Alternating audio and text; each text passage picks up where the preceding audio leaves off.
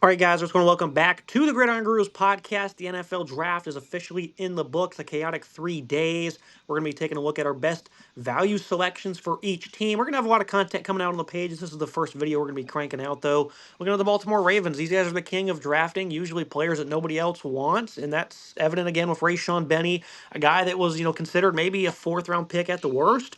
A guy who's a really good run defender, really hard to move off his spot. He's a versatile player who can work inside or out, and he fell all the way to round 7. And I think this is a team that needs edge rushing help. And with what he's able to accomplish against the run as well, you're going to see Benny work his way into the active roster for Baltimore. It was shocking to see Jalen Kilgore drop to the 5th round for the Buffalo Bills. This is a versatile defensive back as well. Was a very good starter for many years for South Carolina. Advanced play diagnosing skills, great closing speed. I think this guy can create a lot of turnovers as well. And for the Bills, who I have drastically criticized their secondary, Nick, I think this makes a lot of sense for them. One of my favorite players in Brian Parker. He was a standout right tackle at Duke. Probably going to be kicking inside in the NFL for the Cincinnati Bengals. This is a team that could use linemen, of course, at any moment, really. And that's been a big knock on them for the years. His versatility is going to be coveted for sure. Great in tight spaces. I like his strength. Pretty nasty run blocker as well. But again, he was also very ideal as a pass protector. Didn't allow a whole lot of pressures or even sacks. And then I hate to take like a first or second round pick as a value selection, but Denzel Boston, Nick, this is a guy I thought was going to go top 25 with ease, and he ends up falling to the Browns in the 2nd round. I love this player, 6'4", 210, contested catch artist. The body control and focus checks out. Pretty efficient with his double moves and his quickness. And again, for a team that needed receivers and offensive line, Nick, the Browns, A-plus draft for me. They did a great job 2 years in a row of really loading up this roster. What do you make of these first 4 selections here?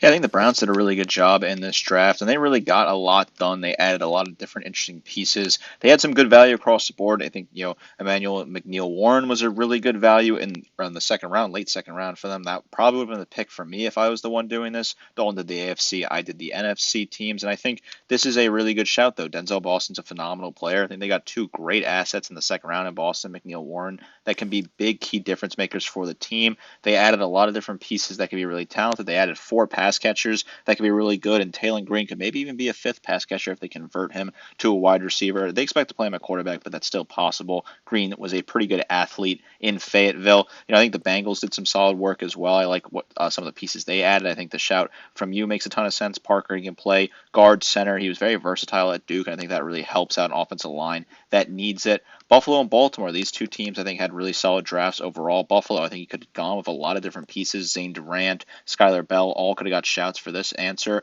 Even Margie Reed Adams, late in the 7th round, he could have got a shout. I think he's a player in Reed Adams that has a lot of high upside potential as well. Kilgore, it was a phenomenal player at South Carolina, absolutely dominant. To get him, in the 5th round is a really good value pick for the Buffalo Bills. He's a player that's going to really help that secondary that desperately needs it. The Ravens, they're the kings of getting players at great value. They had a really solid draft across the board with a couple of options that could have gone here. I think Elijah Surratt was a pretty solid pick in the 4th round. But Benny is the clear answer in the 7th round. This is a guy that's like a 4th round talent, 4th, 5th round talent you're getting in the 7th round, who is going to be an absolute freak on that defensive line that can really get after the quarterback and put up some really productive stats against the run. That was a very strong pick. Baltimore continuing to do great things with their general manager, drafting incredibly talented players, getting a high value late in the NFL draft. Look at our next value selections here. The Broncos, they didn't really do a whole lot. Of course, they made some trades and whatnot to load up their roster, so they were definitely going to have a quiet draft. Miles Scott, though, in the 7th from Illinois. This is a guy I think can definitely be competitive. A 4-year durable starter, has good ball skills, ideal size and length as well. He was just very impressive at his time at Illinois, so I'm happy with that one. Late in the draft, one of the last picks for them. Kamari Ramsey in the 5th for the Texans make a lot of sense. It was a respectable draft for Houston. Kamari Ramsey, though, a top 100 player in most people's boards, fell all the way to the 5th round. Pretty physical player in the box, has solid diagnosing skills, flies down hard, and just plays really rough when it comes to finding contact. Of course, they took another USC safety in Kalen Bullock a couple years ago, who's been a superstar. So they're hoping to get similar results. In the 7th round, Deion Burks, it was shocking to see him fall all the way to the 7th round. Like the 4th or 5th last selection in the draft. That's kind of shocking because he was also considered maybe a top 10 pass catcher in this year's cycle. This is a guy who can work out of the slot. He's explosive after the catch. Overall, just has a knack for playmaking. Pretty fluid route runner, nice speed. A top 90 player on most people's boards as well. So him falling to the seventh round, Nick, shocking. And I think for the Colts, there's plenty of spots open for grabs at wide receiver. So that guy's definitely going to play.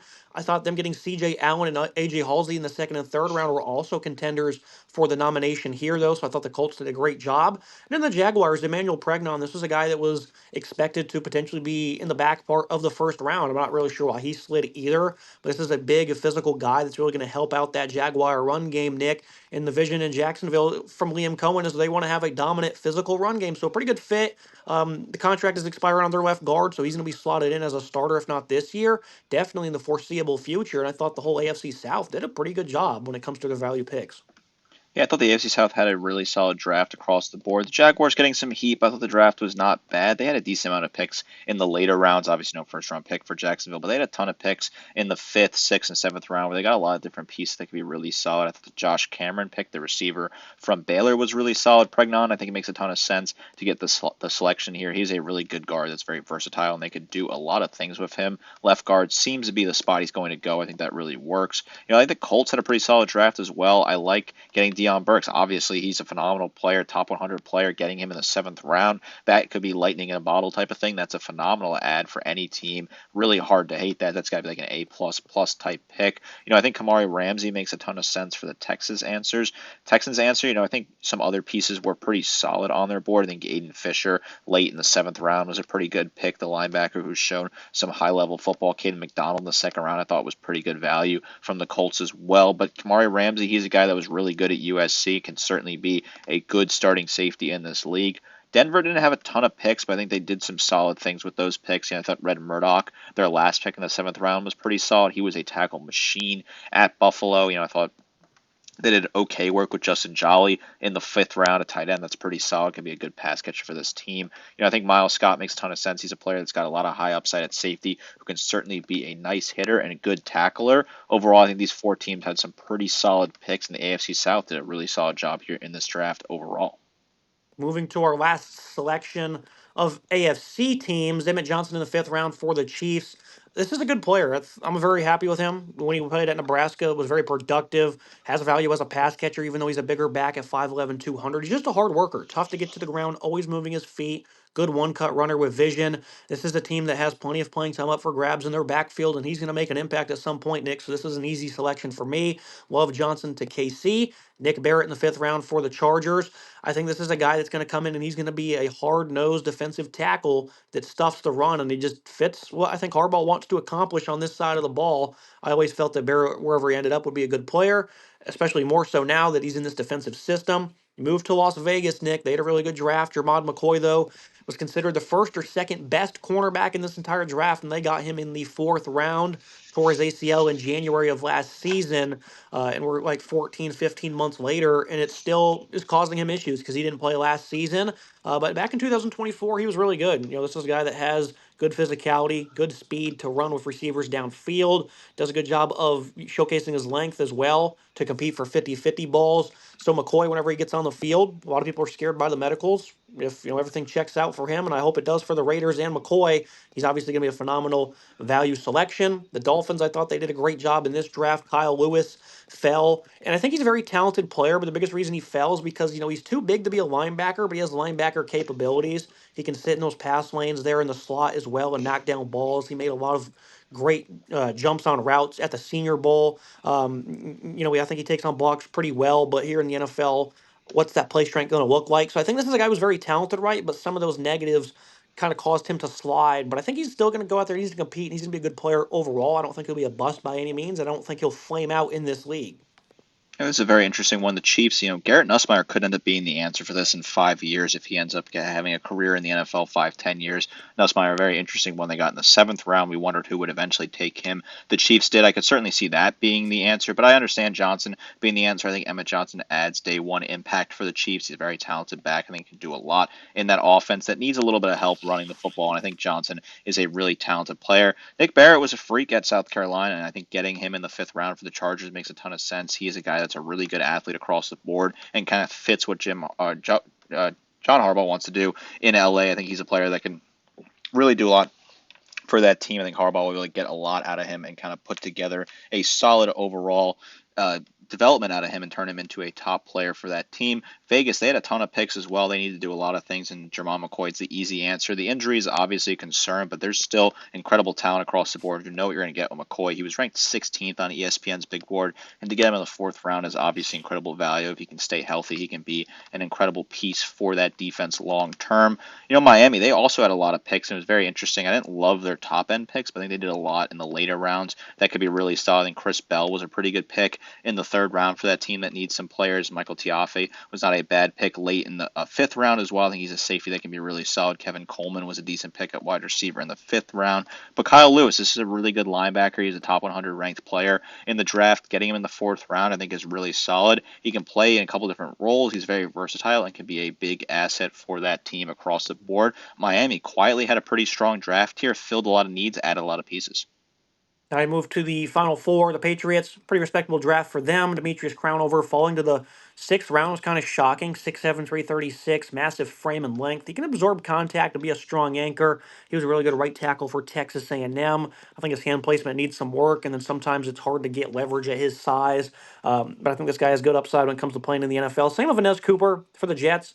Another team that had a great draft and another nice steal because he played at Miami, a guy that was big and physical as well. There on the interior, his size is going to be 6'6", 334. I mean, that's a lot of size right there, Nick. That's going to allow them to establish some power to hopefully move some defenders on the interior there. So he definitely needs some refinement when it comes to his knee bend or sustaining blocks when it comes to his hand grip. But this is a guy with a lot of upside, a lot of reps under his belt for the Jets.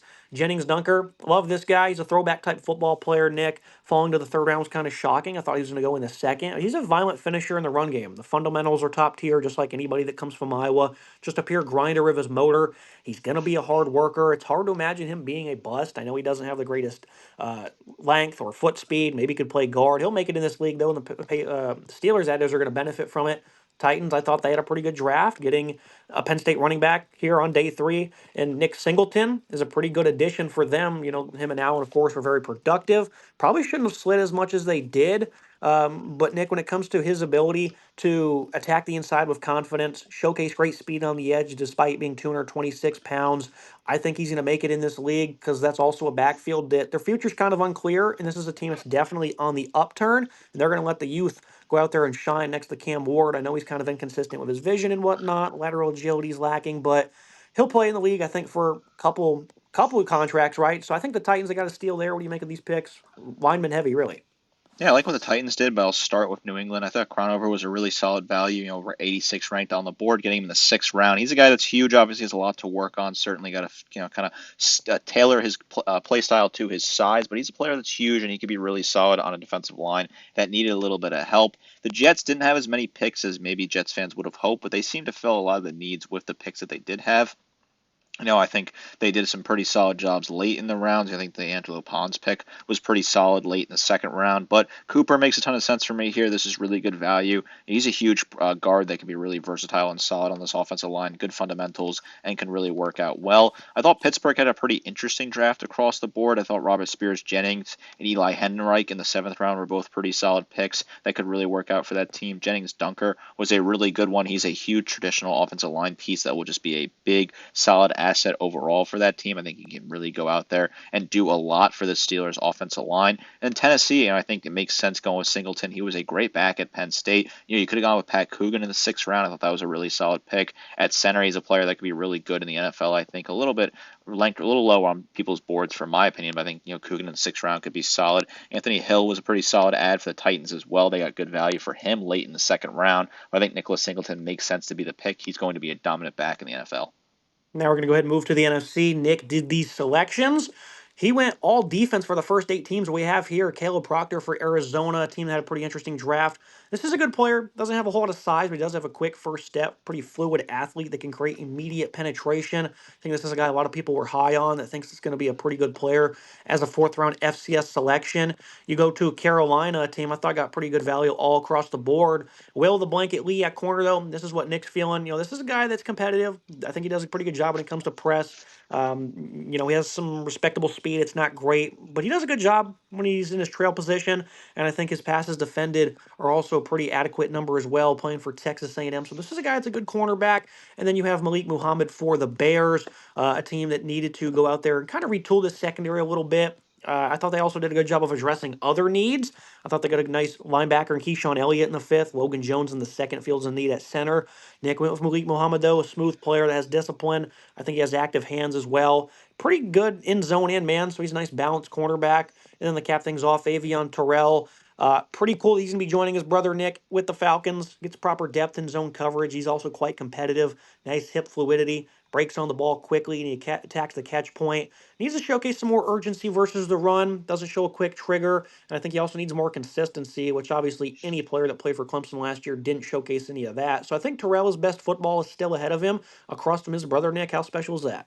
I think it's really cool that he ended up at Atlanta. And I think the Falcons did a pretty good job despite not having a first round pick and only having 6 picks in this draft overall. I thought they did some decent jobs getting Harold Perkins late in the sixth round, who certainly got some love potentially for this answer for me. I went Terrell though. He was a first round talent throughout the draft prospect. Getting him in the mid second round I think is really good, and it fills a massive need for the Falcons. Gets to play alongside his brother as well. I think that really works out well. The Cardinals, I really did not like this draft. I thought this was a pretty poor draft across the board for the Cardinals. But Proctor was a guy that kind of started flying up draft boards late in the draft cycle. Wasn't really ranked that high on ESPN's board, but I think he's a guy that could really blossom into a really solid player, and I think he has really good traits overall across the board. He dominated at the FCS level. Obviously, it's FCS level, but he's got a pretty big frame. I think he can be really solid on a team. He'll get immediate impact. He'll play early on for the Cardinals that desperately need players and bodies immediately. So he'll get some reps and he'll go out there and try to do something quickly for that team.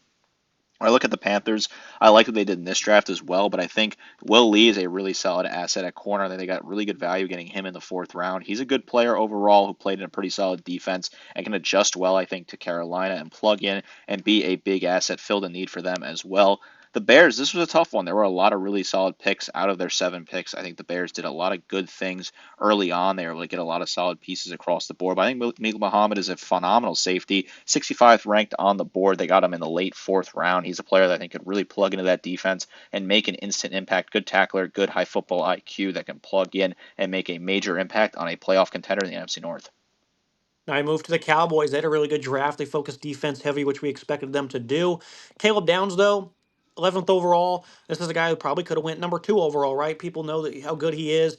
He's just great at everything, right? Being a center fielder, being a tone setter, being a communicator. The versatility allows him to play near the line of scrimmage and be a sound wrap up tackler against the run. I just love this guy, and the Cowboys are very lucky to be able to land him where they did. So I agree with that, even if it is a first round selection.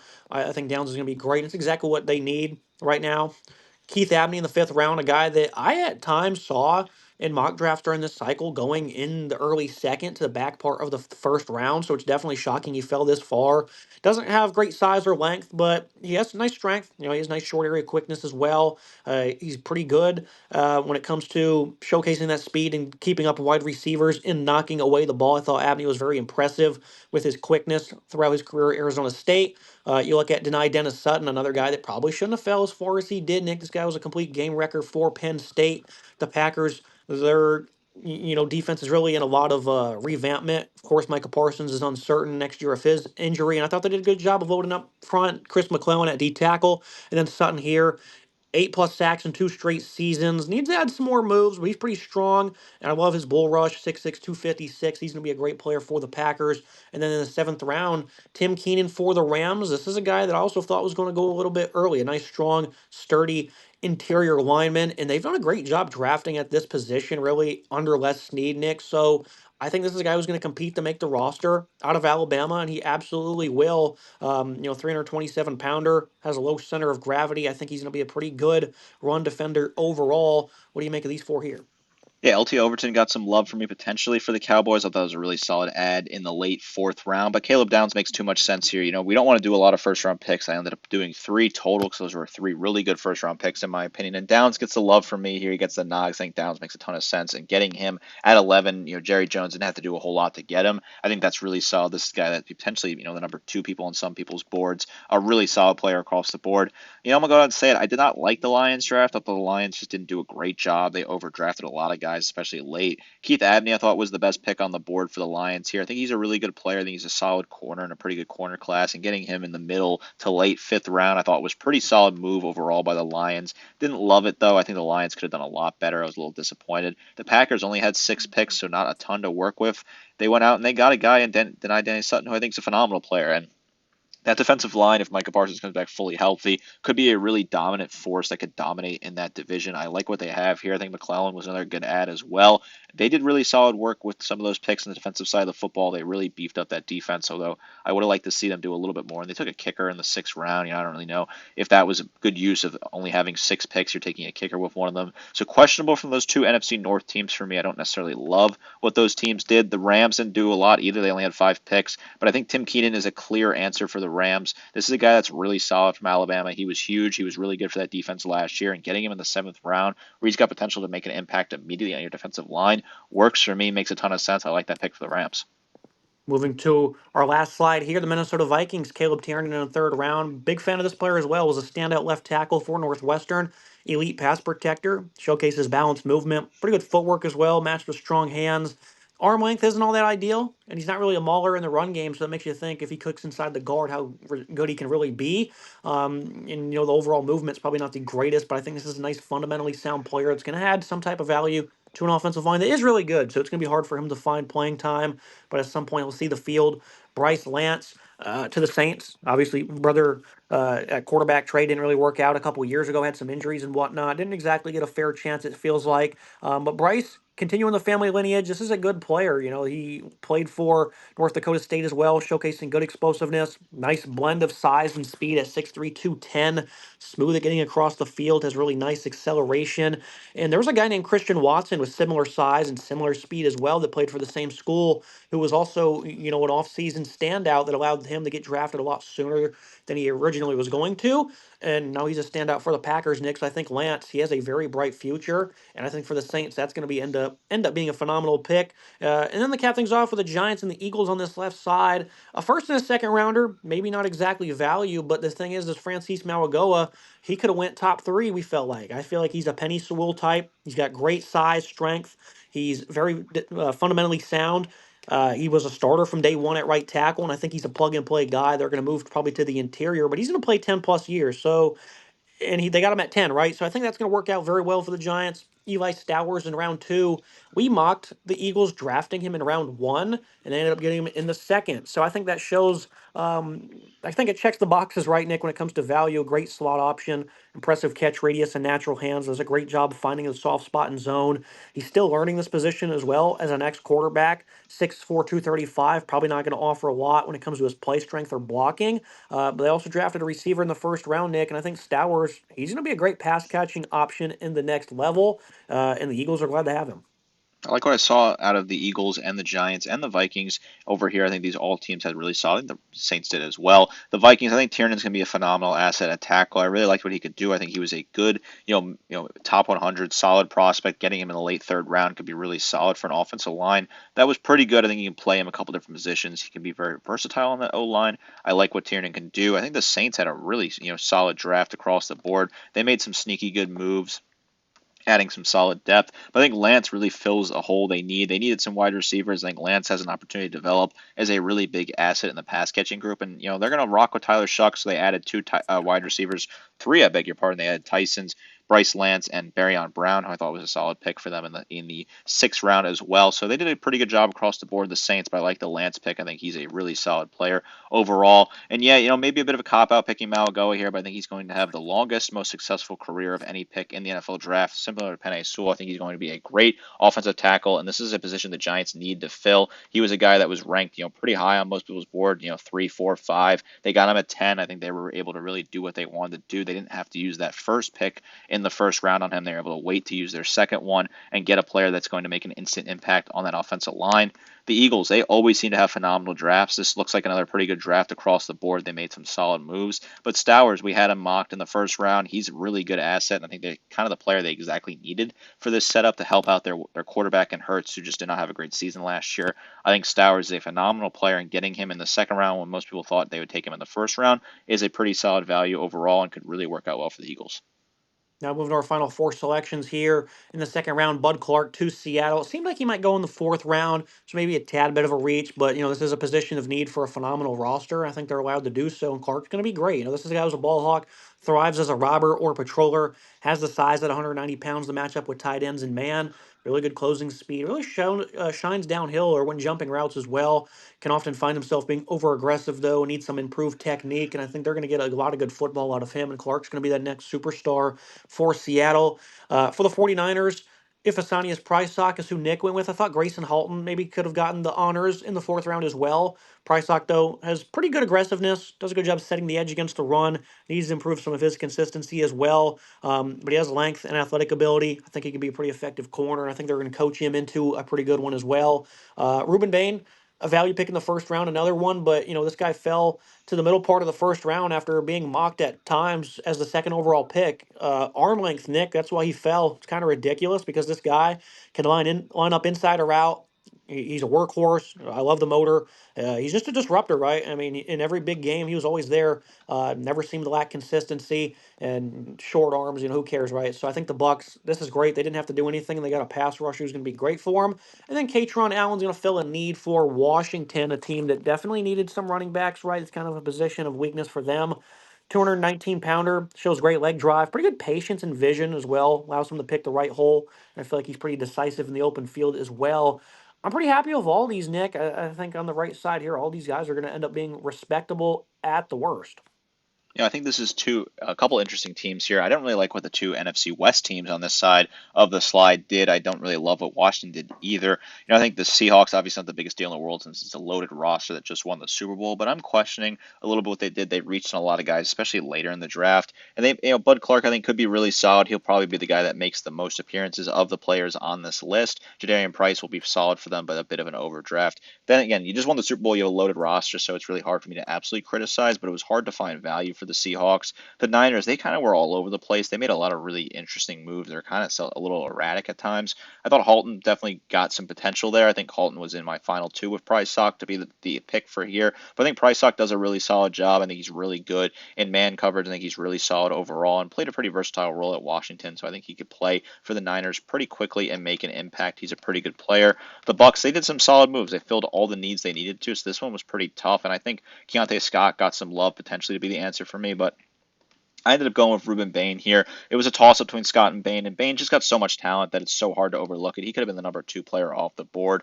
He was so good in college, and obviously, the arm length was concerning, but I think the Tampa Bay Buccaneers got themselves a generational pass rusher who will develop into a really strong asset across the board.